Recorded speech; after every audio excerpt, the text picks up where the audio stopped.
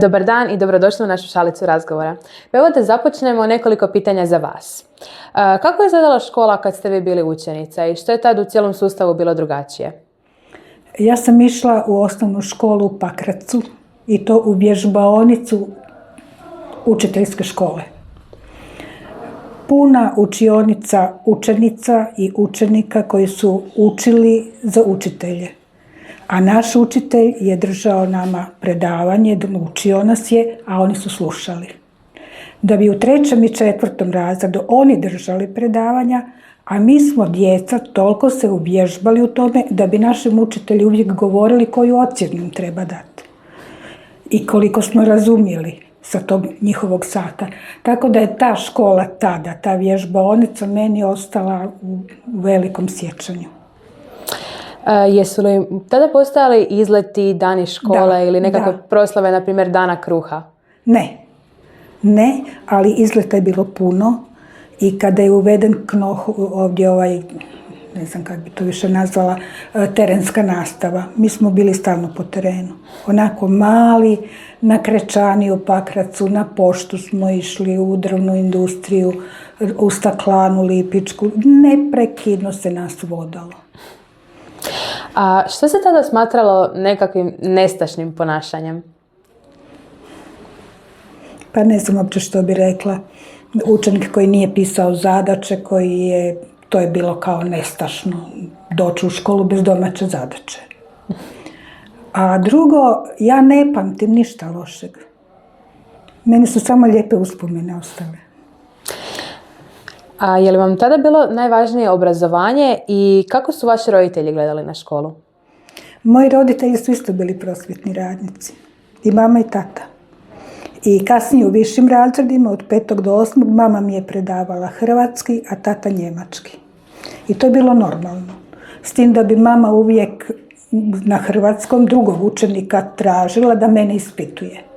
A onda bi me razred ocjenjivao. I to je bilo tako u malom mjestu, se nije to moglo izbjeći.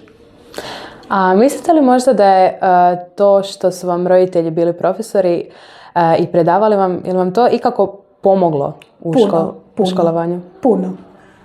Jako puno mi je to pomoglo.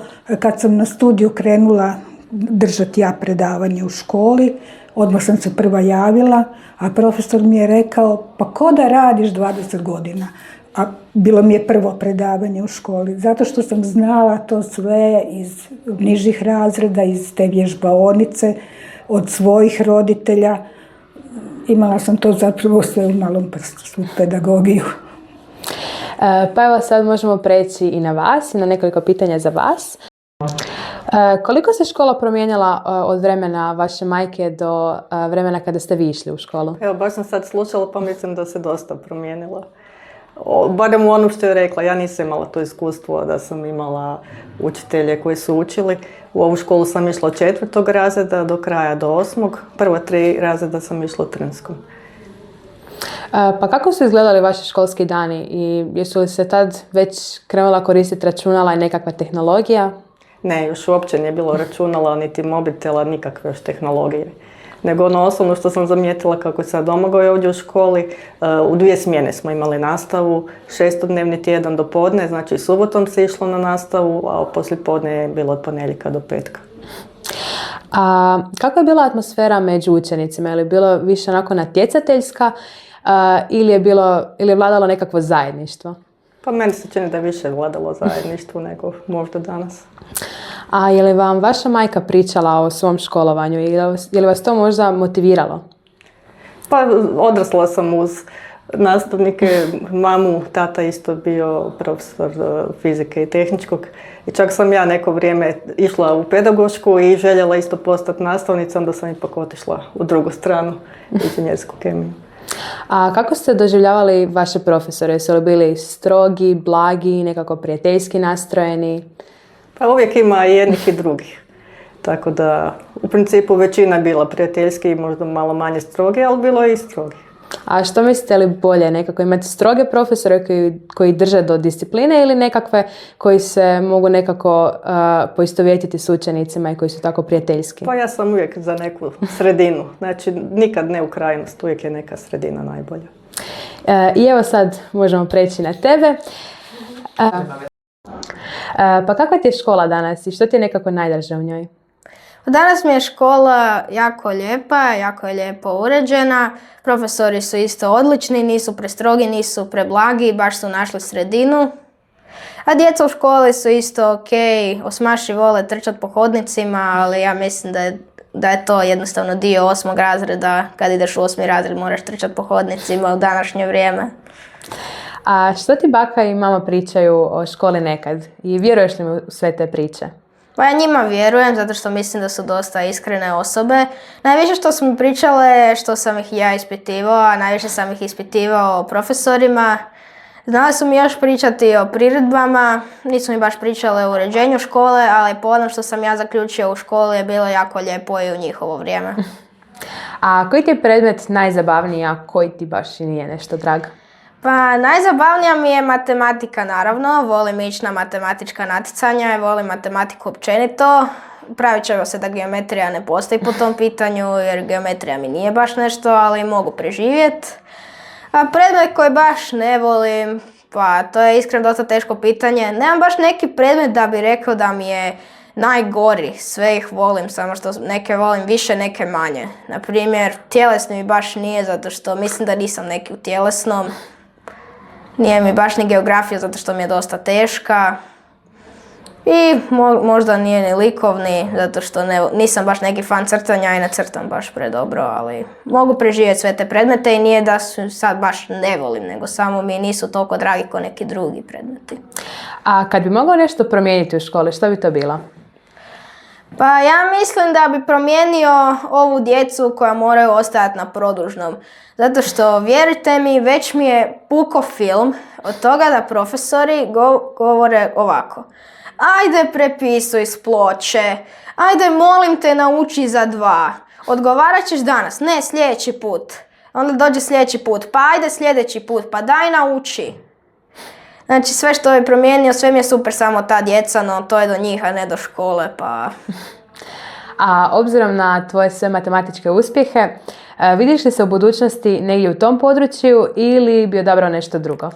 Pa iskreno sam se zamišljala kao programera, zato što programeri imaju dobre plaće i traženi su, a informatika ima dosta veze s matematikom, no baš da ću ići za matematičara ne znam. Razmišljao sam da odem u profesora, ali za to se moram odlučiti, no za sad mislim da ću biti programer.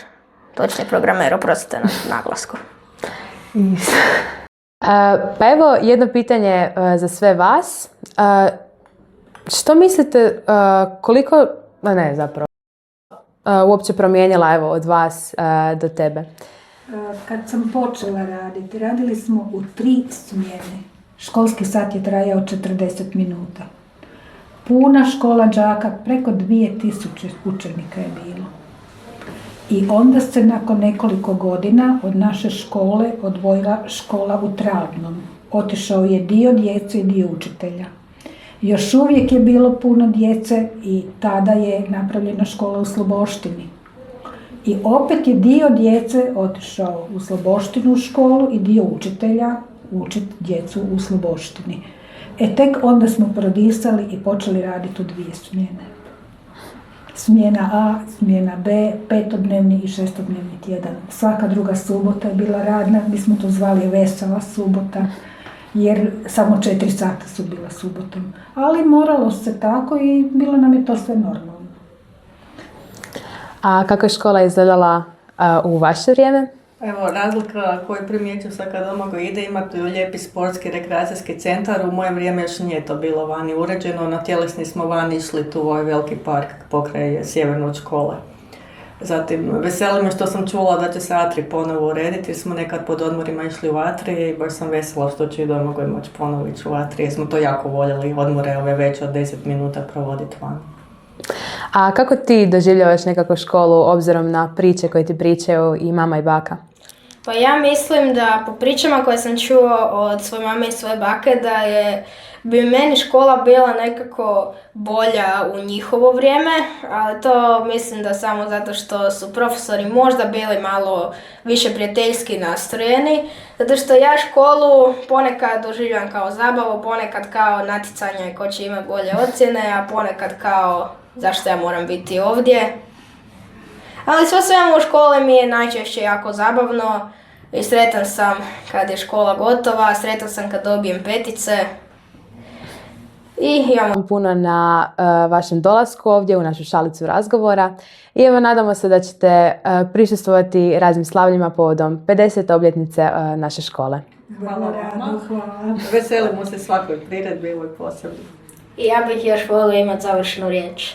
Kao prvo, hvala vama što ste vi nas pozvali na ovaj intervju, zato što ja, ne znam za njih dvije, jako volim davati intervjue. Kao drugo, naravno da hoćemo biti na svim slavljima u vezi škole, osim ako će nam se baš poklapati s nekim vrlo važnim događajem, ali mislim da nema ničeg važnijeg osim matematičkog natjecanja od ove škole. Ova škola će mi uvijek biti u sjećanju, već sam rekao zašto, ali isto zato što ovo će biti moja osnovna škola, planiram ići ovdje do kraja 8. razreda i bit će mi lijepo, vjerujem. To je to.